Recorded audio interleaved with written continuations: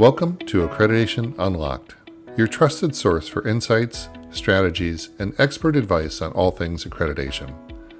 I'm your host, Dr. Ken Clough, and in today's episode, we're focusing on a topic that comes right after the accreditation site visit, but is just as critical as everything leading up to it. That's right, we're talking about how to respond to an accreditation visit report, and more specifically, how to collect, organize, and present the right kind of evidence to support your response. Whether your institution is preparing a response to recommendations, required actions, or simply trying to demonstrate progress, today's conversation will help you move forward with clarity and confidence. Understanding the visit report and its purpose. Let's start by breaking down what a visit report actually is and what it's not. The visit report is the evaluation team's formal documentation of what they observe during the site visit. It includes commendations for strengths, recommendations for improvements, and sometimes findings or requirements that must be addressed before full accreditation can be granted or reaffirmed. But here's something important to keep in mind. The visit report is not the final decision. It is a critical step in the process, but your institution's response can significantly influence the final outcome. Think of the visit report as a conversation starter, a signal from the accrediting body about what is working and what needs attention. Your response and the evidence you include can either reinforce the narrative of quality and accountability or raise further questions.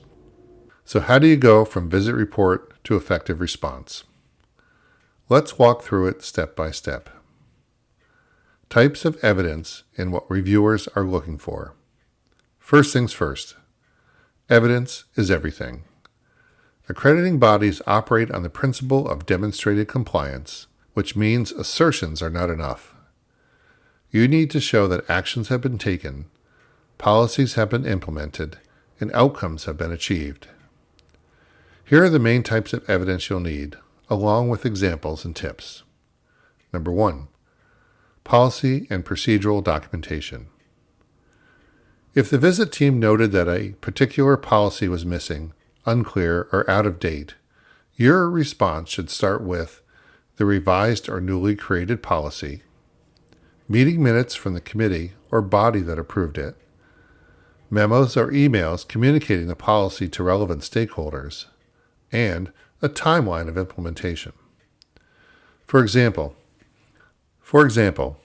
if the visit report noted a lack of formal policy on faculty credentialing, your response should include the policy itself, evidence of review and approval by faculty governance or academic affairs, and documentation showing that it has been applied, such as human resources checklists or faculty qualification records.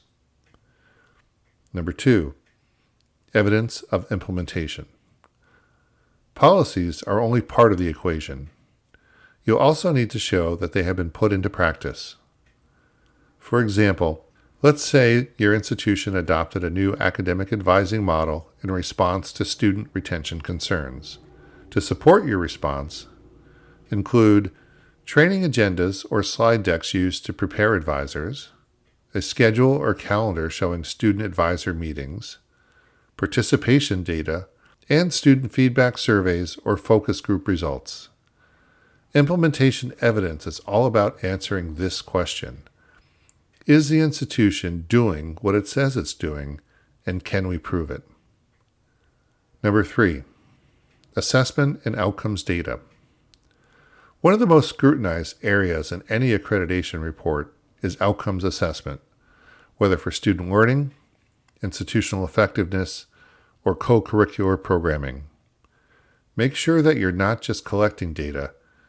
You need to show that outcomes are clearly defined, tools for assessment are appropriate, results are analyzed, and findings are used to improve programs, services, or operations.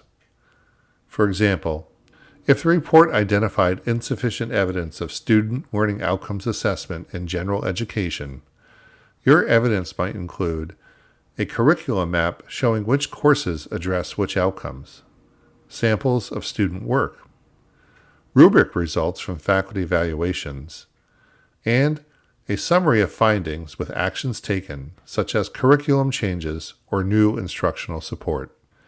Remember, closing the loop is key.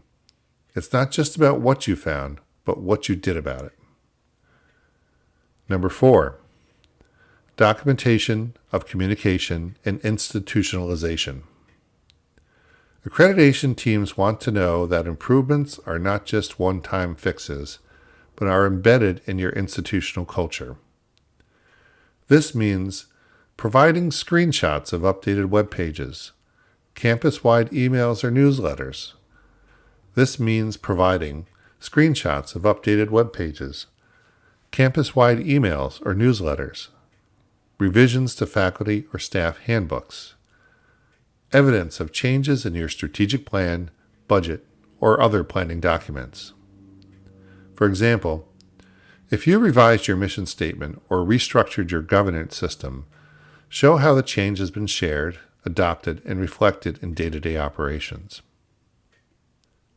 Organizing your response strategically.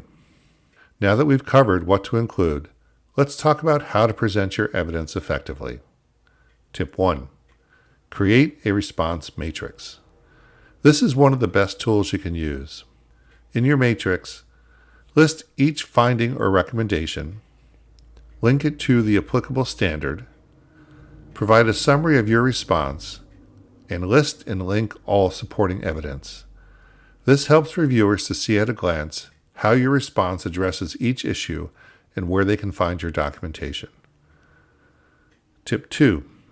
Use clear, concise narrative. While providing evidence is crucial, don't underestimate the power of your narrative. Write in a clear and confident tone. Be honest about past gaps, but focus on how you've addressed them and your plan to sustain improvement. Avoid jargon. Assume the reviewers may not be expert in your institution's unique language or structure.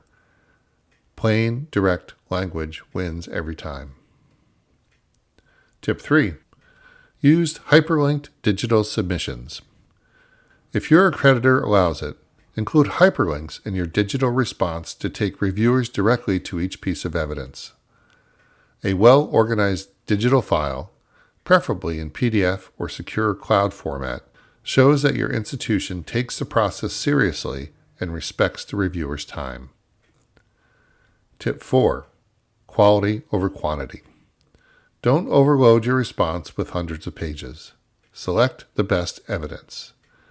Annotate documents if necessary to point out exactly what reviewers should notice.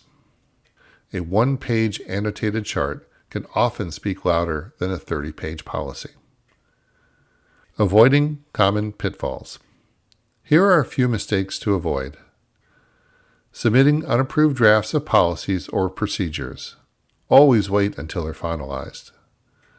Providing anecdotal examples without data to support them. Assuming reviewers will figure it out. If you don't connect the dots, they won't. Being defensive or vague. Your goal is to demonstrate growth, not make excuses. And remember, when in doubt, over-communicate clarity. Don't leave room for interpretation. Wrap up and final thoughts. Responding to an accreditation visit report is your institution's chance to demonstrate not only compliance, but capacity, credibility, and commitment to quality. The evidence you're gathering tells a story of how you're evolving and improving in response to feedback. So here's your takeaway. Be strategic. Be thorough. Be transparent. And above all, let your evidence do the talking.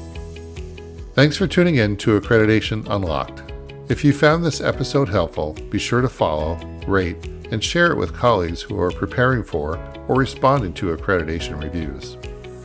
And if your institution could use expert guidance to get organized or prepare a stellar response, check out the Accreditation Collaborative, your partner in building strong, sustainable accreditation practices.